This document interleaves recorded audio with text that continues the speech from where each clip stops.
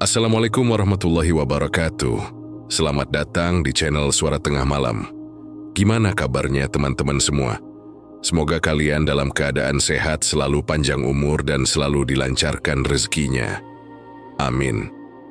Kali ini kita akan masuk ke kisah mengerikan berjudul Ajal Wanita Pemuja Setan. Sebelum masuk ke ceritanya, buat kalian yang baru bergabung di channel ini, silahkan klik tombol subscribe dan nyalakan lonceng notifikasinya agar tak ketinggalan cerita lainnya. Tak usah berlama-lama lagi, mari kita mulai ke ceritanya. Pagi itu, suasana desa Watu Salit masih seperti biasa. Udara sejuk bercampur dengan aroma getah karet yang menyeruak dari perkebunan luas di pinggir desa. Burung-burung kecil berkicau dari ranting pohon, sementara embun masih melekat di dedaunan. Namun ketenangan yang selalu jadi bagian dari desa itu mendadak terusik ketika seorang penyadap karet bernama Karmin berteriak kencang. "Tolong, ada mayat, ada orang mati di sini," teriaknya dengan suara paraau. Warga yang sedang berangkat ke ladang bergegas menuju arah suara. Mereka mendapati Karmin berdiri gemetar di dekat salah satu batang karet. Tubuhnya pucat pasi, matanya terpaku ke tanah. Di depannya tergeletak sosok pria paruh baya. Tubuh mayat itu terbujur kaku. Bajunya koyak di beberapa bagian dan di dadanya tampak bekas cakaran besar seperti cakar binatang. Beberapa orang menutup mulut menahan rasa mual. Ada juga yang langsung beristighfar berkali-kali. Bau anyir samar tercium bercampur dengan aroma getah. Karet yang biasanya menenangkan, kini hutan karet itu terasa mencekam. "Ya Allah, siapa dia?" bisik seorang ibu yang baru datang. Karmin berusaha menenangkan diri. "Aku tadi mau nyadap karet. Pas lewat sini aku lihat orang ini sudah tergeletak begini. Aku nggak berani mendekat sendirian." Seorang pemuda bernama Ranto memberanikan diri maju. Ia jongkok di samping mayat, menatap wajahnya yang sudah pucat membiru. "Ini kayaknya Pak Giman." "Iya, juragan dari kampung sebelah. Aku pernah lihat dia beberapa kali datang ke sini." Bisik-bisik mulai terdengar. Warga saling menatap bingung, tak tahu harus berbuat apa. "Kenapa bisa ada di sini? Apalagi dengan luka aneh begitu?" tanya salah seorang bab. Pak Lurah bersama dua perangkat. "Desa akhirnya datang setelah kabar penemuan mayat menyebar." Raut wajah Pak Lurah tampak tegang. Matanya menyapu kerumunan warga. "Semua jangan ribut dulu. Kita harus tenang. Bawa mayat ini ke balai desa. Nanti kita laporkan ke polisi." Beberapa pemuda segera menyiapkan tandu darurat dengan batang bambu dan kain seadanya. Dengan hati-hati tubuh Pak Giman diangkat. Namun saat tandu bergerak, darah segar masih terlihat menetes dari luka cakaran itu. Beberapa orang makin ketakutan. Ada yang memalingkan wajah agar tidak melihat. Di sepanjang jalan menuju balai desa, bisik-bisik tidak pernah berhenti. Ada yang bilang, Pak Giman mungkin diterkam harimau. Ada pula yang yakin itu ulah makhluk halus, penghuni hutan karet. Luka cakarannya terlalu besar. "Kalau harimau kok enggak ada bekas gigitan?" kata seorang bapak paruh baya. "Ah, bisa jadi ini kiriman santet atau pesugihan." Desa lama tidak tenang, timpal yang lain. Setibanya di balai desa, tubuh mayat diletakkan di ruang tengah. Beberapa orang berusaha membersihkan tubuhnya, tapi luka itu terlihat jelas. Sobekan panjang dari bahu hingga perut, seolah dicabik dengan kekuatan yang bukan manusia biasa. Pak Lurah mencoba menjaga ketertiban. "Sudah, jangan ada yang berandai-andai. Dulu, kita tunggu polisi, tapi semua warga harus berhati-hati. Jangan ada yang keluyuran sendirian malam-malam." Namun, suasana tidak bisa dikendalikan sepenuhnya. Warga tetap berbisik-bisik menebak-nebak penyebab kematian. Nama Ambarwati tiba-tiba disebut oleh seorang perempuan tua. Ini pasti ada hubungannya sama si Ambarwati. Dia itu ronggeng cantik, tapi banyak pria dekat dengannya. Jangan sembarangan nuduh, sahut seorang pemuda. Tapi memang aneh, semua yang dekat sama dia ujung-ujungnya sial. Aku dengar Pak Giman juga sempat sering main ke rumahnya, timpal yang lain dengan suara pelan. Nama Ambarwati kian bergulir di tengah kerumunan. Warga mulai mengaitkan kecantikannya yang luar biasa dengan hal-hal gaib. Ada yang bilang ponanya bukan alami. Ada pula yang percaya ia punya ilmu pengasihan yang membuat banyak pria tergila-gila. Di rumahnya, Ambarwati duduk di beranda. Ia tidak tahu namanya sedang jadi bahan gunjingan. Dengan kebaya hijau muda, rambut panjang terurai, ia tampak tenang. Seorang tetangga yang lewat mencoba menyapanya. "Mbak Ambar, sudah dengar kabar? Katanya ada mayat ditemukan di kebun karet." Ambarwati menoleh, matanya berbinar aneh. "Oh ya, siapa yang meninggal?" Katanya Pak Giman. Juragan dari kampung sebelah alis Ambarwati sedikit terangkat. Tapi ia cepat menutup ekspresinya dengan senyum tipis. "Innalillahi, kasihan sekali." Tetangga itu mengangguk dan buru-buru pergi. Merasa ada hawa aneh setiap kali berbicara dengan sang ronggeng. Senyumnya selalu menawan, tapi entah mengapa ada perasaan dingin yang menempel di dada. Sementara itu di balai desa, Murni ikut berkerumun bersama pemuda lain. Gadis muda itu menatap tubuh Pak Giman dengan rasa takut bercampur ngeri. Ia menutupi mulut dengan tangan berbisik pada sahabatnya. "Aku nggak bisa bayangin. Kok bisa sampai luka?" Parah begitu, sahabatnya menjawab dengan nada gemetar. "Mungkin benar kata orang ada makhluk di hutan itu. Coba lihat lukanya kayak bekas cakar raksasa." Murni menggigil. Pikirannya melayang pada cerita-cerita lama tentang hutan karet yang katanya angker. Konon ada makhluk hitam tinggi besar yang sering menampakkan diri pada orang tertentu. Ia mencoba menepis pikiran itu, tapi bayangan menakutkan sudah terlanjur melekat. Polisi akhirnya datang sore hari. Mereka memeriksa tubuh korban, mengukur luka, dan mencatat keterangan warga. Salah satu polisi bertanya pada Karmin, "Kamu yang pertama menemukan mayat?" Karmin mengangguk cepat. "Iya Pak, saya lagi mau nyadap. Tiba-tiba lihat dia sudah tergeletak. Saya enggak lihat siapa-siapa di sekitar situ." Polisi lain ikut menimpali. "Luka ini aneh, nggak mirip serangan binatang biasa. Kita perlu bawa ke rumah sakit untuk diperiksa lebih lanjut." Tubuh Pak Giman akhirnya dibawa dengan mobil patroli. Warga bubar perlahan, tapi desasus tetap tak berhenti. Nama Ambarwati makin sering disebut meski tanpa dasar. Malam itu di rumah Pak Lurah, beberapa tokoh desa berkumpul. Mereka membicarakan langkah selanjutnya. Kalau ini benar, ada hubungannya. "Dengan hal gaib kita harus hati-hati," kata Pak Lurah dengan suara rendah. Seorang sesepuh desa Mbah Wiryo menimpali. "Aku sudah lama merasa ada yang tidak beres. Semoga saja kita bisa segera tahu kebenarannya." Di rumahnya, Ambarwati duduk sendirian di depan cermin besar. Ia menatap bayangannya sendiri, lalu tersenyum samar. Tidak ada rasa takut, tidak ada kepanikan, hanya tatapan dalam yang sulit dimengerti. Tangannya meraba rambut panjangnya, lalu ia menghela napas panjang. Sementara itu, Murni berbaring di ranjang bambu di rumahnya. Ia belum bisa tidur. Teringat jelas wajah pucat Pak Giman dengan luka besar di tubuhnya. Setiap kali memejamkan mata, bayangan itu muncul lagi. Ia menarik selimut hingga menutupi dada, berharap rasa takutnya mereda. Namun semakin ia berusaha tenang, semakin jelas rasa dingin merambat di tubuhnya. Pak Joyo, ayah Murni, masuk ke kamar dengan wajah khawatir. "Kamu belum tidur renduk?" Murni menggeleng. "Aku kepikiran mayat tadi, Pak. Seram sekali." Pak Joyo duduk di tepi ranjang menepuk pelan bahu putrinya. "Sudah, jangan dipikirkan terlalu dalam. Orang mati itu urusan Gusti Allah.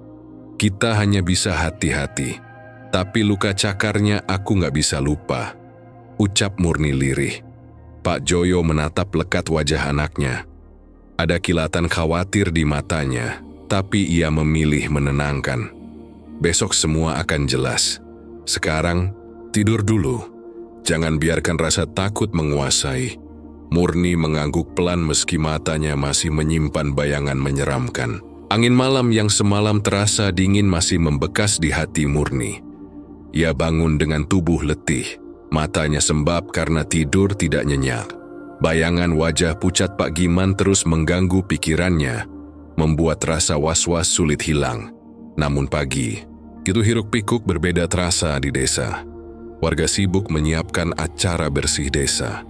Tradisi tahunan yang selalu ditunggu. Bendera warna-warni dipasang di sepanjang jalan. Gamelan digelar di alun-alun. Dan aroma makanan dari dapur rumah warga membuat udara sedikit lebih hangat. Murni ikut membantu ibunya menata jajanan di balai desa. Walau hatinya masih berat, ia mencoba larut dalam suasana. Orang-orang berlalu lalang dengan senyum. Meski bisik tentang mayat di kebun karet belum sepenuhnya hilang, tradisi bersih desa tetap berjalan, seolah menjadi pelipur ketakutan yang sempat melanda. "Dok, nanti kalau sudah selesai bantu kamu ikut nonton wayang, ya, biar pikiranmu segar," kata ibunya sambil merapikan kue apem. Murni mengangguk. "Iya Bu, biar enggak kepikiran terus." Malam hari alun-alun desa penuh sesak. Lampu petromak digantung di sana sini menerangi wajah-wajah warga yang berkumpul. Anak-anak berlarian membawa mainan dari bambu. Para pemuda tertawa riang dan kaum ibu duduk sambil mengobrol di tikar panjang. Di tengah keramaian itu, Murni berdiri sambil menatap panggung gamelan. Jantungnya berdebar pelan ketika sosok yang ia kagumi akhirnya muncul. Ambarwati melangkah anggun dengan kebaya merah muda. Selendang melati tersampir di bahunya. Rambutnya panjang dan hitam berkilau. Wajahnya tersenyum tenang. Semua mata tertuju padanya.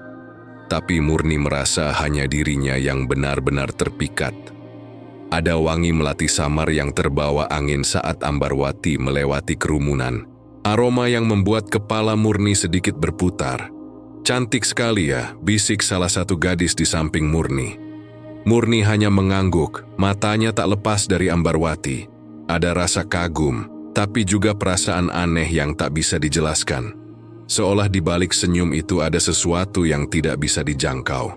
Saat pertunjukan gamelan berhenti sejenak, Ambarwati turun dari panggung dan menghampiri beberapa warga.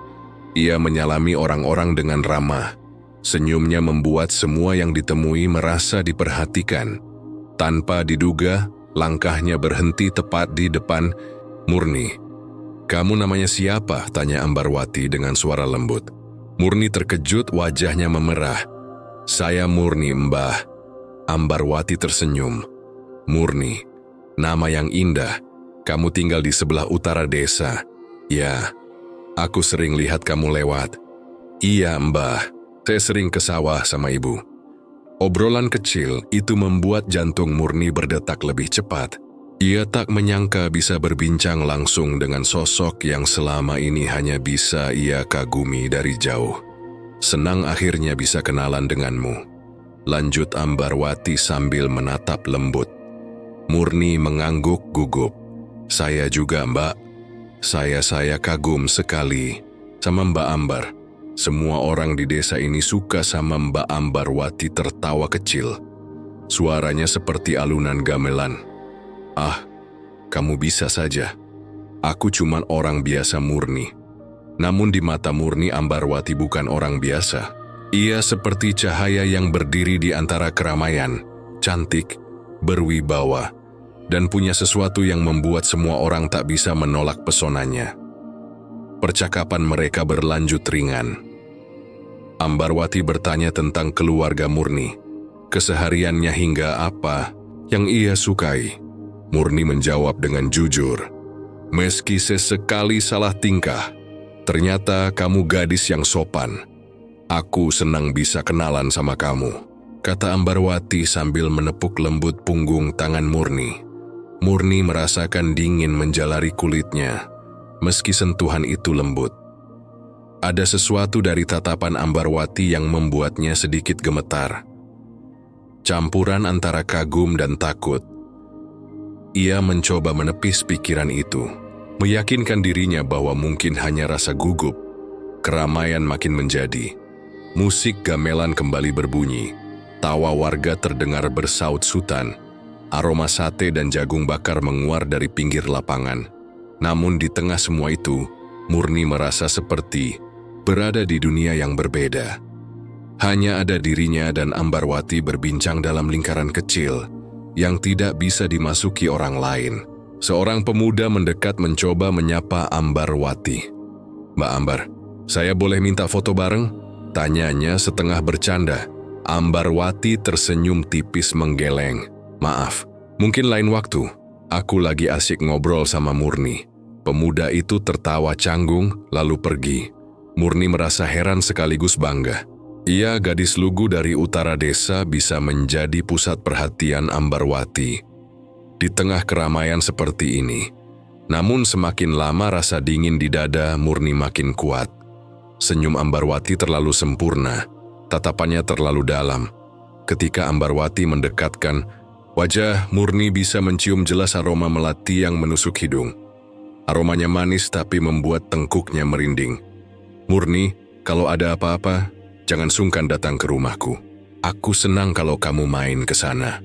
Ucap Ambarwati. Murni mengangguk cepat. "Iya Mbah, terima kasih." Percakapan mereka berhenti saat musik kembali menggelegar. Warga bersorak riuh, menonton para penari yang naik panggung. Ambarwati kembali ke tempatnya meninggalkan Murni yang masih terpaku. Ia menatap punggung Ambarwati, merasa seperti mimpi bisa berbincang dengan sosok yang ia kagumi. Namun dalam hatinya ada rasa ganjil. Senyum itu indah, tapi mengandung sesuatu yang sulit dijelaskan. Semakin ia ingat tatapan Ambarwati, semakin jelas rasa dingin yang tadi ia rasakan. Sahabat Murni datang menghampiri. "Kamu kenalan sama Mbak Ambar? Wah, kamu beruntung sekali." Murni hanya tersenyum samar. "Ya, aku juga nggak nyangka. Tapi wajahmu pucat, Nur. Kamu sakit?" "Enggak, cuma agak pusing." Ia tidak berani bercerita tentang rasa dingin dan aroma melati yang begitu kuat. Takut dianggap berlebihan, ia memilih menyimpannya sendiri. Acara bersih desa berlangsung hingga larut malam. Tawa, sorak, dan musik gamelan terus menggema. Tapi bagi Murni, semuanya hanya lewat begitu saja. Pikirannya masih dipenuhi bayangan. Senyum Ambarwati. Ia pulang bersama ibunya melewati jalan yang diterangi lampu damar. Di rumah saat berbaring di ranjang, Murni menatap langit-langit dengan dada berdebar. Bayangan senyum Ambarwati yang tadi begitu dekat belum juga hilang dari pelupuk mata. Ada rasa hangat sekaligus dingin yang membuatnya sulit tidur. Pikirannya campur aduk antara kagum, bahagia, dan sesuatu yang membuat bulu kuduknya meremang. Malam itu ia terlelap dengan hati yang tidak sepenuhnya tenang. Beberapa hari kemudian, suasana desa kembali ramai. Ambarwati tampil di sebuah pagelaran menari, ronggeng di balai desa.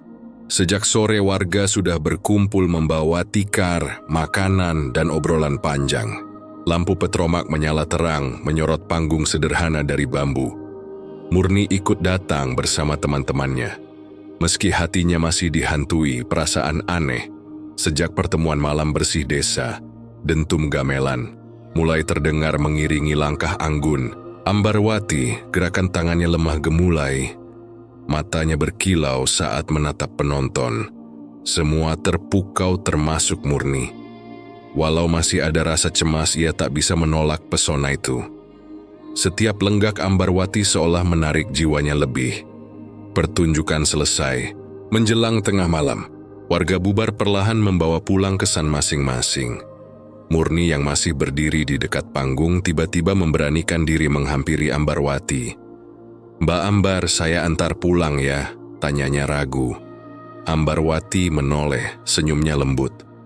"Ah, repot tuh sekali. Kamu masih muda, harusnya pulang sama temanmu." "Tidak apa-apa, Mbah. Rumah kita searah biar sekalian. Jawab Murni cepat. Ambarwati mengangguk pelan. Kalau begitu terima kasih. Mereka berjalan berdua menyusuri jalan setapak desa. Malam itu bulan purnama menggantung tinggi. Cahayanya jatuh di jalan berdebu dan pepohonan di pinggir sawah. Suara jangkrik dan burung malam sesekali terdengar memberi irama hening yang menegangkan. Awalnya Murni merasa tenang. Ia senang bisa lebih dekat dengan sosok yang ia kagumi. Mereka sempat berbincang ringan. "Kamu suka menari juga, Murni?" tanya Ambarwati sambil menatap ke depan. Murni tersenyum canggung. "Saya tidak bisa menari, Mbak, tapi saya suka melihat Mbak Ambar di panggung. Semua orang kagum." Ambarwati tertawa kecil. "Kamu manis sekali kalau bicara begitu. Kamu gadis yang jujur." Hati Murni bergetar mendengar pujian itu. Namun rasa nyaman itu tidak bertahan lama. Saat mereka melewati sebuah pohon besar di tepi jalan, Murni melihat sesuatu dari sudut matanya. Ia menoleh cepat dan jantungnya langsung berhenti sejenak. Di samping Ambarwati berdiri sosok bayangan hitam legam. Tingginya jauh melebihi manusia, hampir menyentuh dahan pohon. Tubuhnya besar, bentuknya samar, tapi terasa nyata. Bayangan itu seperti mengikuti setiap langkah Ambarwati, seolah melekat pada tubuhnya. Murni terpaku, wajahnya pucat, napasnya tercekat, kakinya lemas. "Murni, kenapa? Kok diam saja?" tanya Ambarwati heran. "Mbah," itu Murni sanggup melanjutkan. Matanya masih menatap sosok hitam itu, tapi lidahnya keluh. Ambarwati mengernyit. "Apa yang kamu lihat?" Murni buru-buru menggeleng, mencoba menutupi ketakutannya. Tidak ada, Mbah. Cuman agak pusing." Ambarwati menepuk lembut bahu Murni. "Kalau begitu jangan dipaksakan. Kalau mau pulang dulu tidak apa-apa." Hati Murni berteriak, ingin lari. Tubuhnya panas dingin, tengkuknya seperti ditusuk jarum. Akhirnya ia berusaha tersenyum kaku. "Iya, Mbah. Saya pamit pulang dulu, hati-hati di jalan." Ambarwati menatapnya dengan tatapan dalam. "Terima kasih sudah mengantarku sejauh ini." Murni mengangguk cepat lalu berbalik, kakinya bergetar, langkahnya terburu-buru. Ia tidak berani menoleh lagi. Sosok hitam itu masih jelas di kepalanya. Berdiri tepat di samping Ambarwati menempel seperti bayangan yang hidup. Sesampainya di rumah, tubuh Murni gemetar hebat. Ia meringkuk di ranjang, memeluk bantal, erat-erat. Ibunya masuk dengan wajah cemas.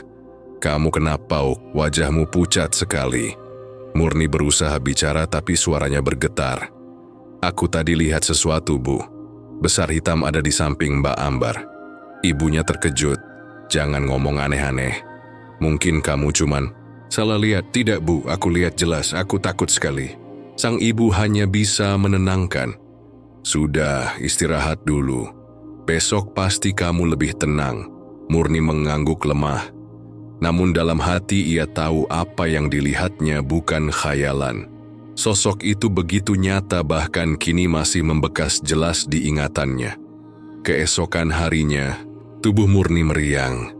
Badannya panas dingin, kepalanya berat.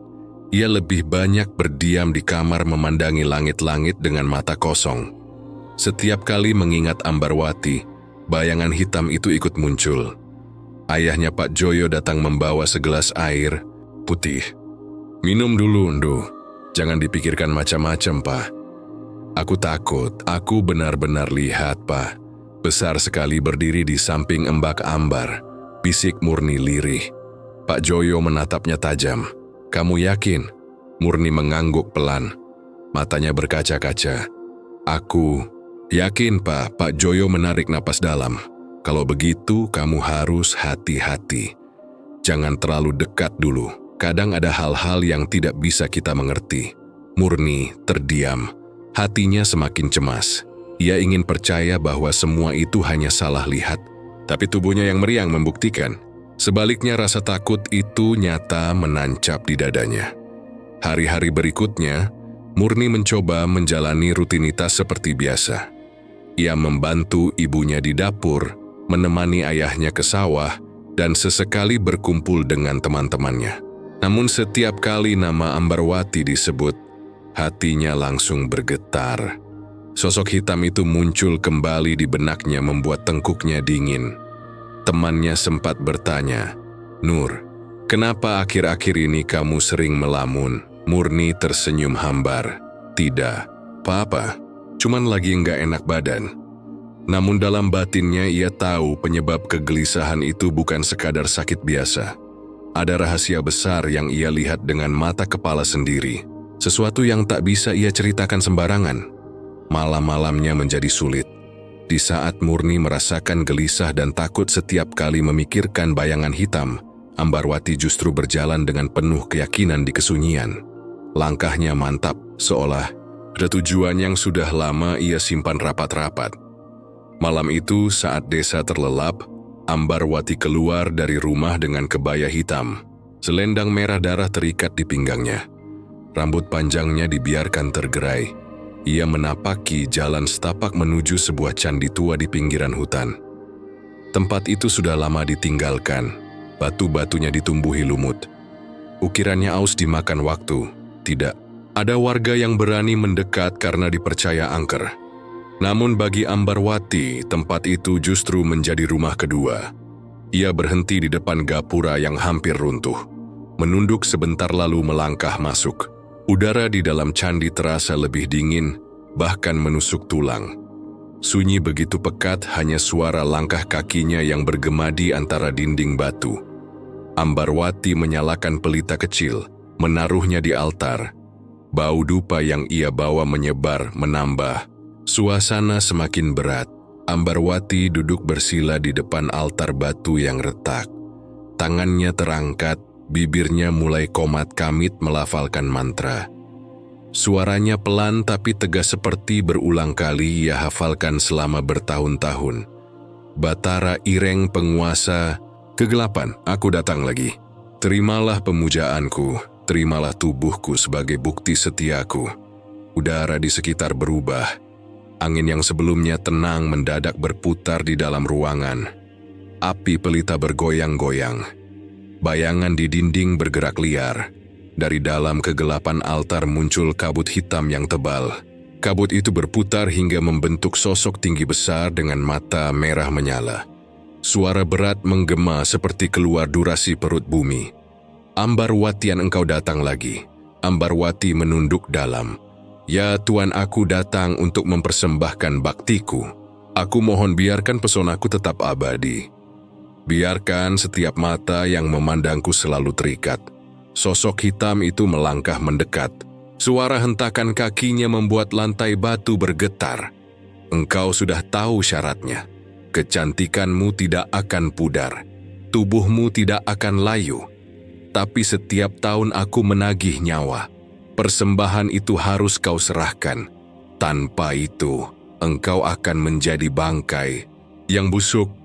Ambarwati menutup mata lalu mengangguk, aku sanggup. Asal semua pria tetap terpesona. Asal aku tetap menjadi wanita yang dikagumi. Aku rela. Sosok itu tertawa keras. Suaranya menggema hingga membuat dinding berdebu. Bagus Ambarwati, kau memang pilihanku. Ambarwati merasakan hawa panas menyelimuti tubuhnya. Peluh bercucuran, tapi ia tidak gentar. Dari balik kain ia mengeluarkan sebilah keris kecil berukir. Ujungnya, ia arahkan ke telapak tangannya lalu digores hingga darah mengucur.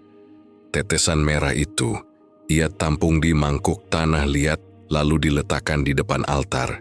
Inilah tanda setiaku, darahku sendiri. Sosok Batara Ireng merendahkan tubuhnya. Wajahnya yang menyeramkan semakin jelas di bawah cahaya pelita. Lidah panjang. Hitam menjilat darah itu lalu kabut semakin pekat. Mata merahnya menyala lebih terang. Derahmu terima. Tapi ingat, nyawa manusia tetap harus menjadi santapan berikutnya. Kau tahu apa yang harus kau lakukan. Ambarwati menunduk. Aku tahu Tuan. Aku sudah menyiapkan langkahku. Sosok itu tertawa lagi, lalu perlahan kabut menghilang. Hanya sisa bau anyir, bercampur dupa yang tertinggal di ruangan. Ambarwati duduk diam, matanya menatap kosong. Ada rasa lega, tapi juga beban besar yang menekan batinnya. Ia tahu perjanjian itu tidak bisa diputuskan. Setelah beberapa lama, ia bangkit. Suara pelita hampir padam, tapi matanya masih bersinar penuh percaya diri. Ia menoleh sebentar ke pintu candi lalu berbisik pelan. "Selama aku tetap cantik, semua akan tunduk padaku. Tidak ada yang bisa melawanku." Ambarwati melangkah keluar. Bulan purnama menggantung di langit, cahayanya menyinari wajahnya yang tetap berseri. Namun di balik kecantikan itu ada bayangan hitam yang selalu mengikuti, menuntut darah dan nyawa sebagai harga. Dalam perjalanan pulang, suara angin terdengar seperti bisikan. Daun-daun bergerak aneh seolah bertepuk tangan menyambutnya. Ambarwati tidak peduli. Ia hanya merapikan rambut panjangnya, menegakkan tubuh, lalu berjalan dengan langkah anggun seakan tidak pernah terjadi apa-apa. Sementara itu di sudut desa, seorang warga yang lewat tanpa sengaja melihat sosok Ambarwati keluar dari arah candi. Ia tercekat menahan napas, tidak berani memanggil. Dari jauh ia hanya bisa melihat bayangan Ambarwati yang menyatu dengan kegelapan. Orang itu berbisik pada dirinya sendiri apa yang sebenarnya ia lakukan di sana. Namun tidak ada jawaban. Ambarwati tiba di rumah dengan wajah tenang. Ia duduk di depan, cermin besar menatap dirinya lama sekali.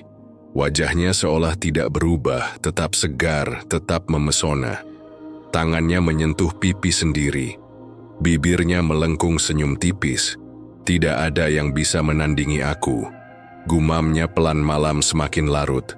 Dan Ambarwati masih duduk di depan cermin dengan senyum samar. Di balik ketenangan wajah itu seolah ada sesuatu yang tak bisa dibaca. Esok paginya kabar lain mengguncang desa. Pramono, juragan tanah yang belakangan sering terlihat bersama Ambarwati, mendadak menghilang. Awalnya orang mengira ia sedang bepergian ke kota urusan dagang atau menemui kerabat. Namun setelah 2 hari tidak pulang, keluarganya resah. Beberapa lelaki desa berinisiatif mencari jejaknya, menyusuri jalan yang biasa ia lalui. Hari ketiga pencarian berbuah temuan yang membuat bulu kuduk meremang. Di bawah pohon beringin tua yang berdiri di dekat sawah, tubuh Pramono ditemukan. Ia tergeletak kaku, matanya melotot lebar, wajahnya seolah membeku dalam ketakutan. Anehnya, tidak ada satuun luka fisik di tubuhnya. Pakaiannya masih rapi, tangannya tidak terikat, dan tidak ada tanda perlawanan. Orang-orang yang menemukan langsung berteriak memanggil warga lain.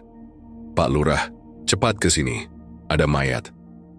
Warga berbondong-bondong datang. Beberapa perempuan menjerit hisis. Sebagian menutup mulut dengan tangan. Sementara para lelaki menunduk dengan wajah tegang. "Ya Allah, ini benar Pramono?" tanya seorang bapak. Seorang pemuda mengangguk pelan.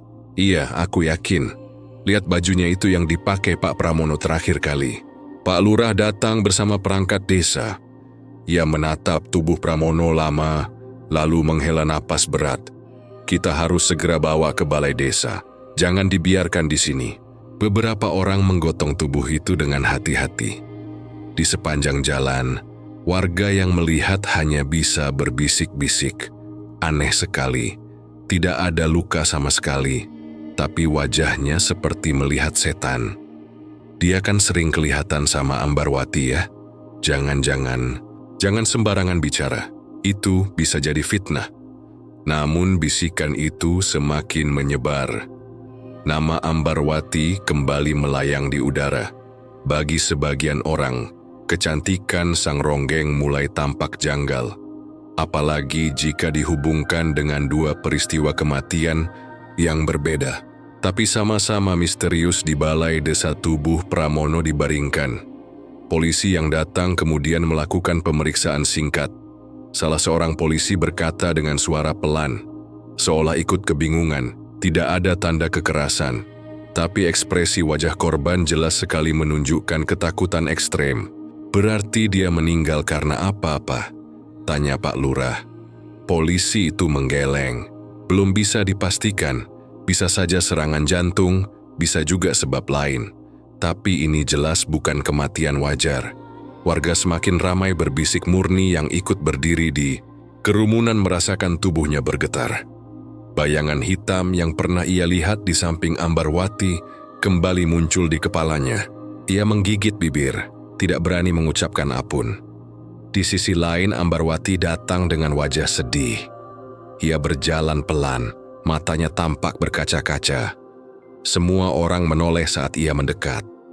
Inna lillahi. Jadi benar ini Mas Pramono, suaranya lirih. Seorang ibu menatapnya dengan sorot curiga. Iya Mbah, katanya Mbak sering sama beliau akhir-akhir ini. Ambarwati menunduk pura-pura terisak.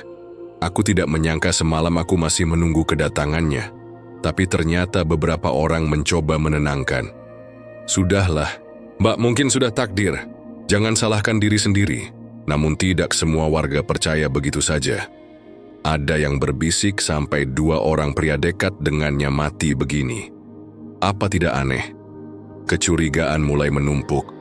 Meski belum ada bukti, Ambarwati tetap berdiri di tengah kerumunan dengan wajah murung.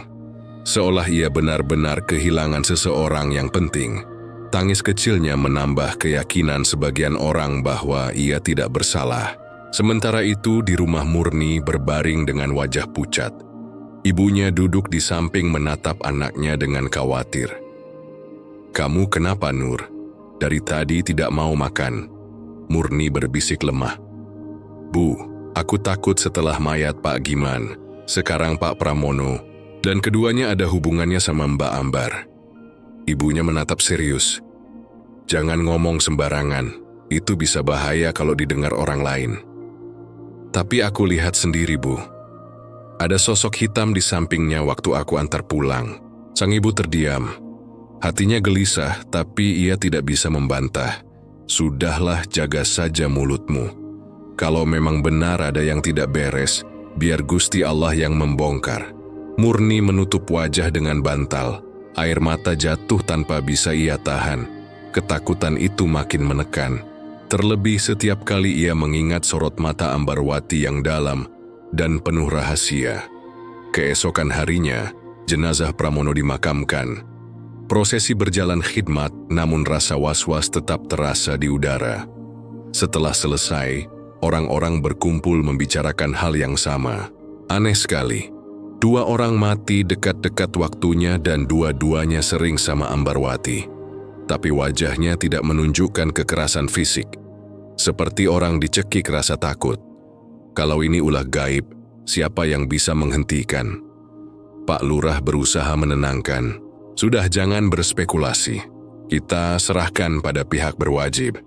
Namun di balik itu ia sendiri tidak bisa menepis rasa curiga yang mulai tumbuh. Di rumahnya malam itu, Ambarwati duduk di ruang tengah. Ia memadamkan lampu, hanya menyisakan cahaya redup dari pelita.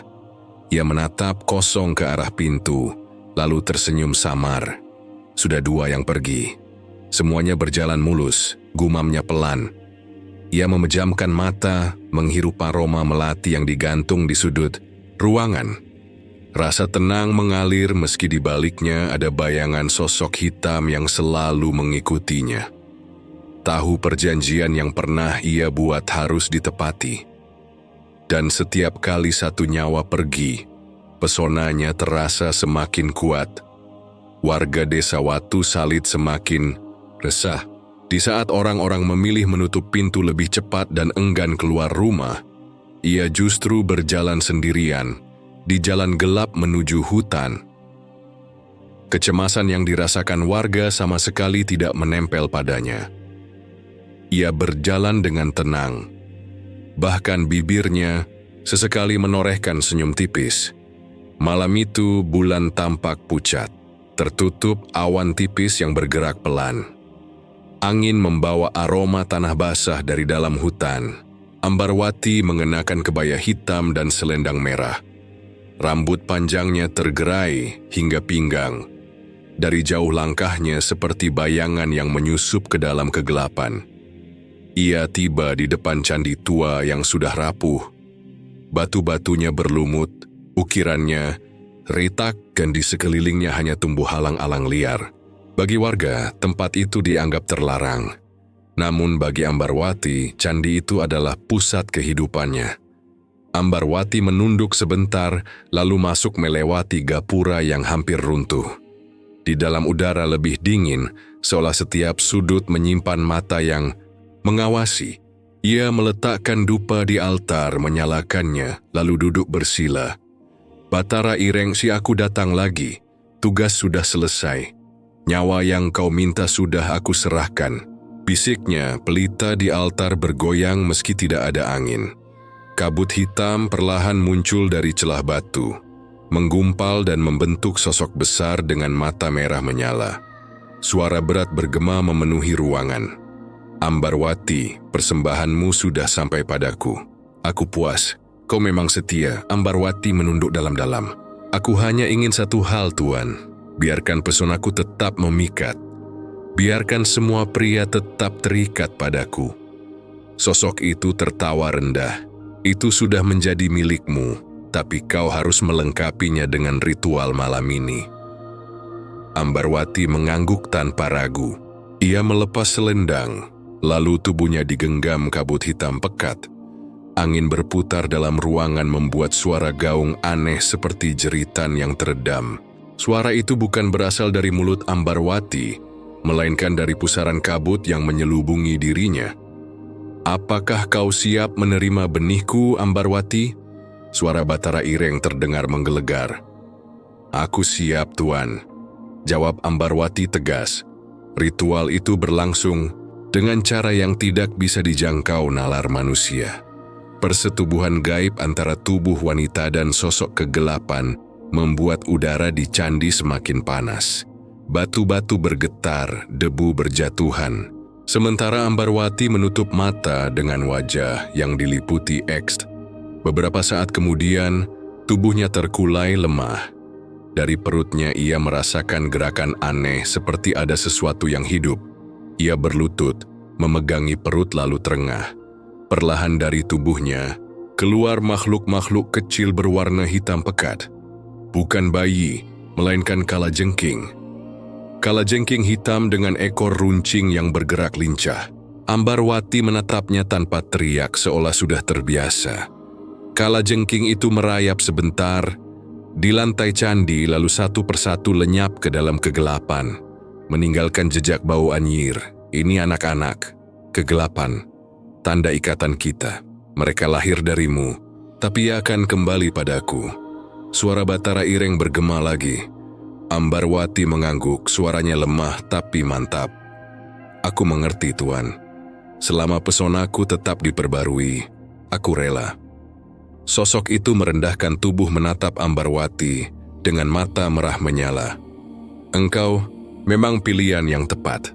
Jangan pernah mengkhianati perjanjian ini. Aku tidak akan berkhianat, jawab Ambarwati. Kabut hitam perlahan memudar, menyisakan ruangan yang kembali hening. Hanya dupa yang masih menyala, asapnya tipis berputar. Ambarwati duduk diam beberapa saat menata napas. Wajahnya kembali berseri, seolah apa yang baru saja terjadi tidak meninggalkan luka sedikit pun. Ia bangkit, merapikan pakaiannya lalu berdiri di depan altar. Terima kasih, Tuan. Ku akan selalu setia. Langkahnya keluar dari candi pelan, tapi pasti. Bulan sudah tampak lebih terang. Awan menyingkir. Cahayanya jatuh tepat di wajah Ambarwati. Senyum tipis kembali muncul. Di perjalanan pulang, ia melewati jalan setapak yang sepi. Pohon-pohon bergoyang tertiup angin. Bayangan mereka jatuh di tanah seperti tangan yang hendak meraih. Ambarwati tidak gentar. Setiap langkahnya justru lebih ringan seperti seorang pemenang yang pulang dari medan perang. Namun di salah satu sudut hutan, seekor anjing liar tiba-tiba menyalak keras ke arahnya. Mata anjing itu merah, bulunya berdiri. Ambarwati berhenti sebentar menatapnya dingin. Tak lama kemudian, Anjing itu menjerit kecil, lalu lari terbirit-birit. Senyum tipis kembali muncul di bibirnya. Sesampainya di rumah, Ambarwati langsung duduk di depan cermin besar. Ia menatap wajahnya lama, tangannya meraba pipi lalu bibir. Tidak ada keriput, tidak ada tanda lelah. Justru kecantikannya seolah semakin bercahaya, semakin kuat gumamnya pelan. Di luar desa masih terlelap dalam kecemasan. Tidak ada yang tahu apa yang baru saja dilakukan Ambarwati di Candi Tua. Warga hanya terus menyimpan resah, merasa ada sesuatu yang tidak beres, tapi tak mampu menunjuk siapa yang menjadi sumbernya. Ambarwati bersandar di kursi. Matanya tetap tertuju ke cermin. Senyum tipis belum juga hilang. Seolah wajah itu sedang menikmati kekuatan yang baru diperbarui. Bayangan kecantikan yang tidak pernah pudar membuatnya semakin percaya diri untuk tampil di depan orang banyak. Dan benar, beberapa hari kemudian ia kembali naik panggung dalam sebuah pagelaran ketoprak di alun-alun desa. Acara itu dipadati warga. Lampu petromak berjajar di kiri kanan panggung, menerangi suasana malam. Suara gamelan mengiringi pertunjukan, disambut sorak riuh penonton. Di antara kerumunan itu ada seorang pria bernama Tirto. Matanya sejak awal tidak pernah lepas dari Ambarwati. Setiap gerakan, setiap senyuman membuatnya semakin terikat. Tirto adalah pemuda desa tetangga. Pekerjaannya serabutan tapi wajahnya lumayan tampan. Namun malam itu rasa kagumnya pada Ambarwati berubah jadi obsesi. Ia maju ke dekat panggung, bahkan berdiri paling depan agar bisa melihat jelas. Cantik sekali, lebih cantik dari siapapun. Gumamnya sendiri. Seorang kawannya menepuk bahu. "Hei, jangan terlalu dekat, nanti dimarahi panitia." Tirto tidak peduli. Matanya hanya tertuju pada Ambarwati. Saat Ambarwati menari, selendangnya terayun mendekat. Tirto dengan nekat mencoba menyentuh ujungnya. Beberapa penonton terkejut. Bahkan ada yang menegur. "Hei, jangan kurang ajar," seru seorang bapak. Namun Ambarwati hanya menoleh sekilas lalu tersenyum tipis penuh arti. Senyum itu membuat Tirto semakin yakin seolah tindakannya tidak salah. Baginya senyum itu adalah isyarat. Pertunjukan berlanjut hingga larut. Setelah selesai, orang-orang bubar. Sebagian pulang, sebagian masih mengobrol. Tirto menunggu di pinggir panggung sengaja menanti Ambarwati keluar. Dan benar saja, Ambarwati berjalan menghampirinya. Gaun hitamnya masih melekat, rambutnya terurai, wajahnya tenang. Ia berhenti tepat di depan Tirto. "Kamu yang tadi di depan kan?" tanyanya lembut. Tirto langsung menegakkan badan. "Iya mbak, saya Tirto." Ambarwati menatapnya lama lalu tersenyum samar. "Mau tolong aku? Apa saja mbak katakan. Antarku pulang, malam sudah larut." Hati Tirto melonjak merasa diberi kesempatan emas. Dengan senang hati mbah, mereka berdua berjalan menyusuri jalan desa. Orang-orang yang melihat hanya bisa saling pandang. Ada yang berbisik pelan, "Itu Tirto ya. Dapat kesempatan mengantar Mbak Ambar. Dasar nekat. Tapi lihat sendiri Mbak Ambar yang minta." Langkah mereka melewati jalan setapak dengan lampu damar sesekali menyala di depan rumah warga. Udara malam dingin, tapi Tirto justru berkeringat dingin. Jantungnya berdetak kencang. Tangannya ingin sekali meraih Ambarwati, tapi ia menahan diri. Dalam diam, Ambarwati lebih dulu membuka percakapan. "Kamu berani sekali tadi di tengah keramaian mencoba menyentuhku." Tirto menelan ludah. "Maaf mbak, saya tidak bisa menahan diri mbak. Terlalu cantik." Ambarwati tersenyum samar, matanya menyipit. "Kalau orang lain mungkin marah, tapi aku tidak. Justru aku suka pada orang yang berani." Kata-kata itu membuat Tirto semakin berani. "Kalau begitu aku boleh sering bertemu dengan Mbak Ambarwati." Meliriknya sekilas, "Kita lihat nanti. Malam ini saja sudah cukup menyenangkan." Mereka terus berjalan di bawah cahaya rembulan. Bayangan mereka jatuh panjang di tanah. Tirto merasa seperti berada dalam mimpi. Ia tidak peduli lagi pada bisik warga, tidak peduli pada resiko. Yang ada di kepalanya hanya Ambarwati. Sesampainya di dekat rumah, Ambarwati berhenti. Ia menoleh menatap Tirto dengan wajah sulit ditebak. "Terima kasih sudah mengantarku. Kamu boleh pulang sekarang." Buru-buru menjawab, "Kalau butuh apun bilang saja saya." Menunduk sedikit, senyum samar kembali muncul. "Aku ingat kata-katamu." Tirto masih berdiri terpaku enggan pergi. "Bah, sudah pulanglah." Malam makin larut. Nada suaranya tegas tapi tetap terdengar lembut. Tirto akhirnya melangkah pergi meski hatinya enggan. Setiap langkah menjauh ia justru merasa semakin terikat. Senyum Ambarwati terus terbayang di kepalanya. Di rumah ia bercerita pada temannya, "Aku mengantar Mbak Ambar pulang. Dia tidak marah waktu aku coba menyentuhnya." Temannya terkejut. "Hati-hati, toh banyak yang bilang aneh soal dia." Omongan orang, aku lihat sendiri dia baik." Senyumnya tidak bisa kulupakan. Temannya hanya menggeleng, tidak bisa menahan obsesi yang mulai tumbuh di hati Tirto. Sementara itu, di rumahnya, Ambarwati duduk di ruang tengah. Ia menatap pintu yang baru saja ditutup. Bibirnya tersenyum samar. Anak muda yang nekat bisa berguna. Ia kemudian mematikan pelita, meninggalkan ruangan dalam kegelapan. Pada saat yang sama, di rumah lain yang lebih sederhana, Murni bersiap untuk tidur. Tubuhnya terasa lelah setelah seharian membantu ibunya. Namun pikirannya belum sepenuhnya tenang. Sejak kabar kematian Pramono, bayangan hitam yang pernah ia lihat semakin sering menghantui benaknya. Ia berbaring di ranjang bambu dengan selimut tipis. Angin malam masuk dari jendela, membawa suara jangkrik dan gesekan daun. Murni mencoba memejamkan mata, tapi perasaan was-was membuatnya sulit tertidur. Ia menarik napas panjang, berharap rasa cemas perlahan hilang. Namun belum sempat kantuk benar-benar datang, sesuatu terjadi. Dari sudut kamar yang gelap, terdengar suara berat seperti napas yang dalam. Murni membuka mata, menoleh, dan langsung membeku. Sesosok bayangan hitam besar berdiri di dekat pintu, tingginya hampir menyentuh atap rumah. Tubuhnya legam, matanya merah menyala. Sosok itu sama persis dengan yang dulu ia lihat di samping Ambarwati. Murni menjerit sekuat tenaga. Pak. Suara jeritannya menggema sampai ke ruang tengah. Pak Joyo, yang sedang duduk melipat tikar, langsung berlari. Pintu kamar didobrak, dan ia melihat putrinya terduduk di ranjang sambil menunjuk ke arah sudut kamar. Ada di sana, Pak. Hitam besar sekali. Pak Joyo menatap tajam ke arah yang ditunjuk Murni.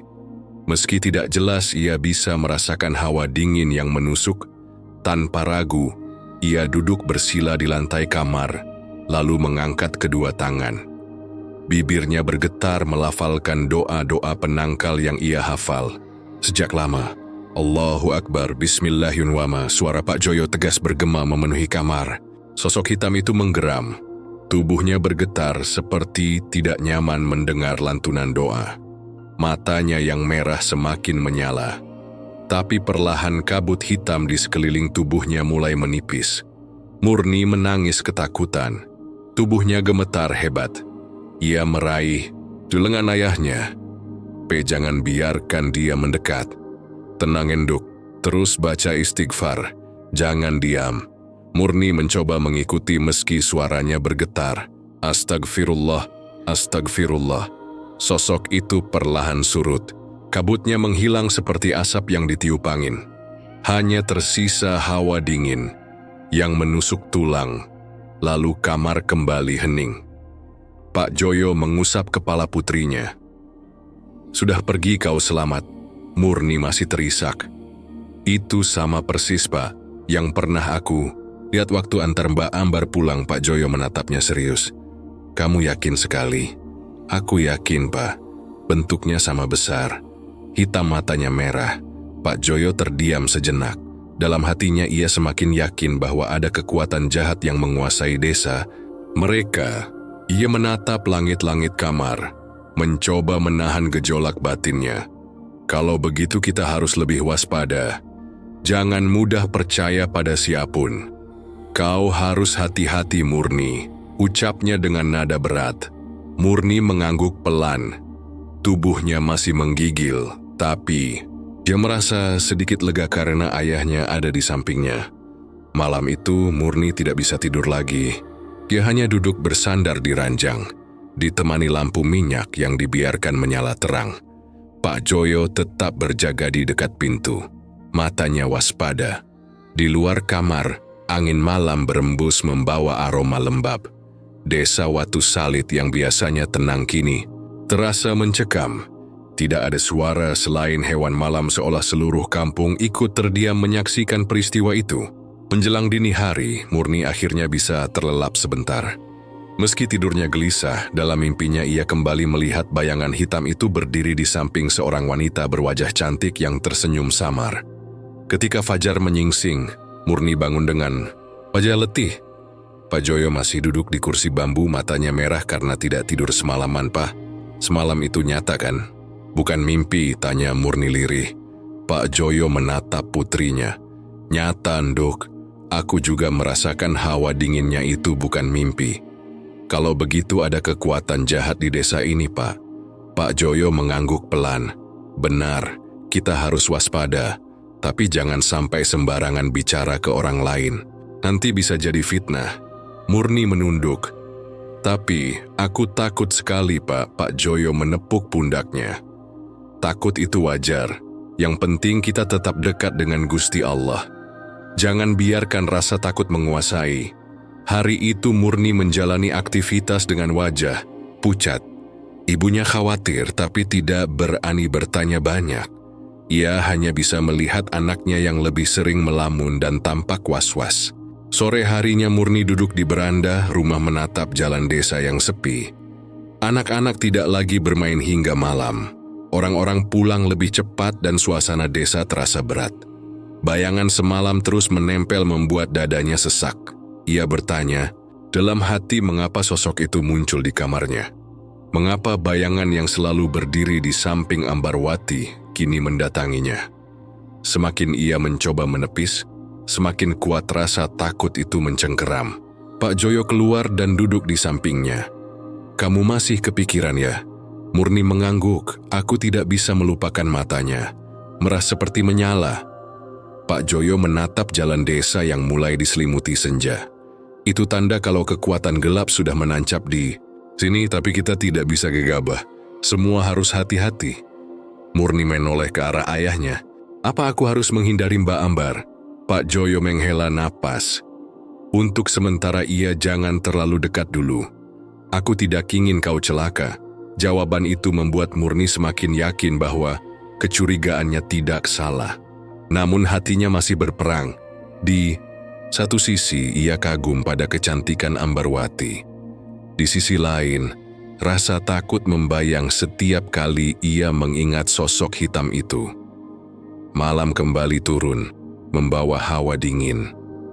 Murni duduk di kamarnya dengan lampu minyak menyala terang. Ia tidak berani tidur terlalu cepat, takut sosok itu muncul lagi. Tubuhnya lelah, tapi matanya enggan terpejam. Di luar, angin kembali berembus kencang membuat jendela berderit pelan.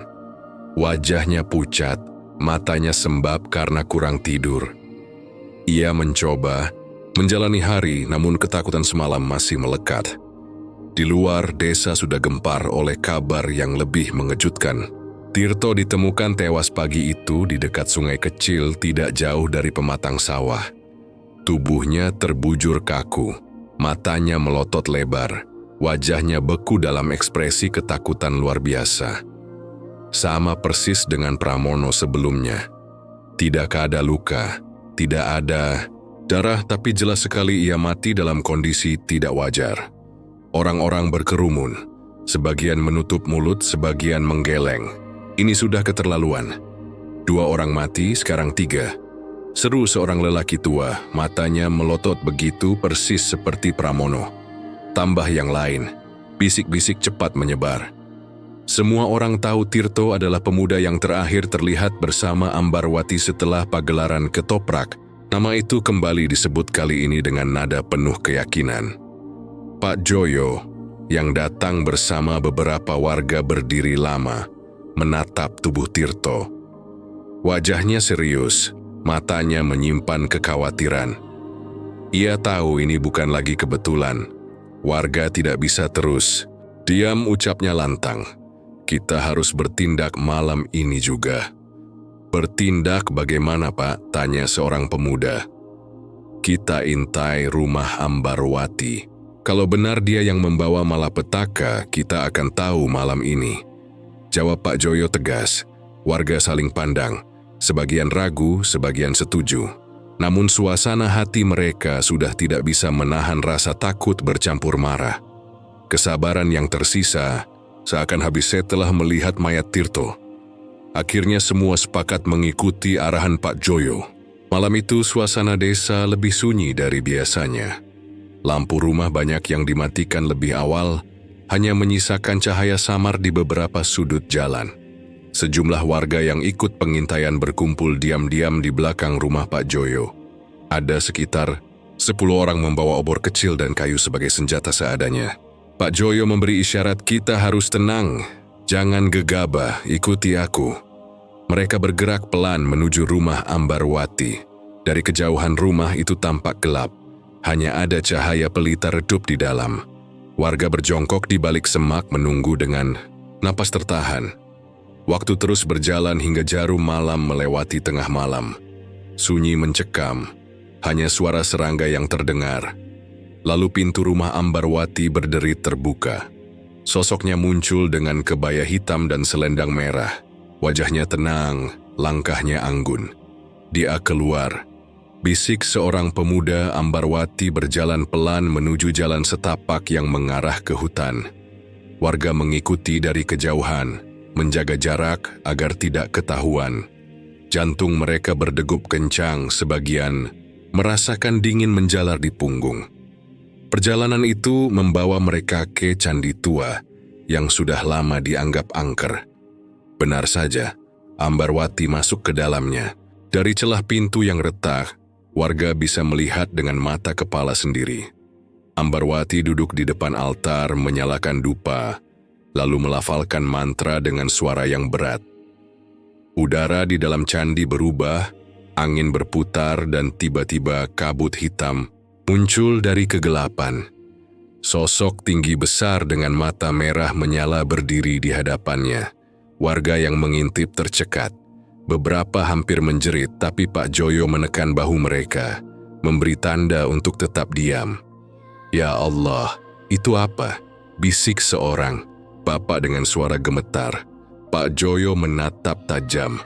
Itulah sumbernya, kau lihat sendiri sekarang. Di dalam Ambarwati berbicara dengan suara jelas. Tuan, persembahan sudah kuberikan. Nyawa pemuda itu sudah menjadi milikmu. Sosok hitam tertawa menggelegar. Kau memang setia, Ambarwati. Tubuh beberapa warga yang mengintip gemetar. Keringat dingin membasahi punggung mereka. Semua kini yakin Desasus selama ini benar adanya. Tak tahan lagi. Salah seorang pemuda berangkap dia. Jangan biarkan. Teriakan itu memecah. Malam, warga menyerbu masuk dengan obor dan kayu. Ambarwati terkejut. Matanya melebar, tapi ia tidak sempat bergerak. Sosok hitam di depannya memudar seperti kabut lenyap dalam sekejap. Ambarwati, kau sudah memperdaya kami semua. Bentak seorang mak warga. Ambarwati mencoba tersenyum tapi wajahnya pucat. Kalian tidak mengerti, aku hanya Pak Joyo memotong tajam, diam. Kami lihat sendiri apa yang kau lakukan. Tidak ada alasan lagi. Warga mendekat mencoba menangkapnya. Tapi saat tangan mereka menyentuh tubuh Ambarwati terasa sangat berat. Seolah mereka sedang mengangkat batu, kulitnya mengeluarkan bau anyir darah. Membuat beberapa orang hampir muntah. Berat sekali. Apa ini manusia atau bukan? Keluh seorang pemuda Ambarwati meronta. Matanya berkilat marah. "Lepaskan aku. Kalian tidak tahu apa yang kalian lakukan." Namun semakin kuat menahan. Beberapa memegang tangannya, yang lain menggenggam baunya. Dengan teriakan bersama mereka berhasil menjatuhkannya ke lantai candi. Pak Joyo maju berdiri tepat di depan Ambarwati. "Semua rahasiamu sudah terbongkar. Kau bukan lagi ronggeng kebanggaan desa. Kau hanyalah hamba kegelapan." Warga berteriak, sebagian meludah, sebagian menutup hidung karena bau darah yang semakin menyengat. Ambarwati menatap mereka satu persatu. Wajahnya tidak lagi lembut. Senyumnya hilang berganti sorot mata penuh kebencian. "Kalian semua akan menyesal." Namun tidak ada yang mundur. Warga berdiri mematung di halaman balai desa. Wajah-wajah mereka masih tegang. Setelah peristiwa penggerebekan malam itu, angin malam menusuk kulit membawa sisa bau anyir yang seolah masih melekat di pakaian mereka. Semua mata tertuju pada satu titik. Rumah megah keluarga Ambarwati yang menjulang di tepi desa. Pak Joyo berdiri paling depan. Sorot matanya redup penuh beban. "Kita sudah melihat sendiri, tak ada lagi yang bisa ditutupi," ucapnya pelan. Kalimat itu membuat suasana hening. Seketika tegak ada yang berani menyahut.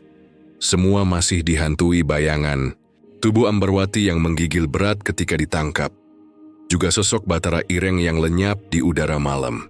Orang tua Ambarwati, sepasang suami istri tua yang selama ini jarang muncul, akhirnya keluar dari rumah dengan langkah gontai. Wajah mereka pucat, mata sembab seperti habis menangis berhari-hari. Sang ayah menunduk dalam-dalam, sementara ibunya hanya meremas ujung selendang tanpa henti. Mereka tahu nama keluarga mereka sudah hancur di mata warga. "Kami mohon biarkan kami bawa anak kami pergi." Suara ayah Ambarwati lirih. Hampir tenggelam dalam kesunyian, Pak Joyo menatapnya lama. "Bawa saja. Tapi ingat, aib ini tak bisa dihapus begitu saja." Sejumlah warga hanya mengangguk kecil. Tidak ada yang mencoba menghalangi. Mereka semua terlalu lelah.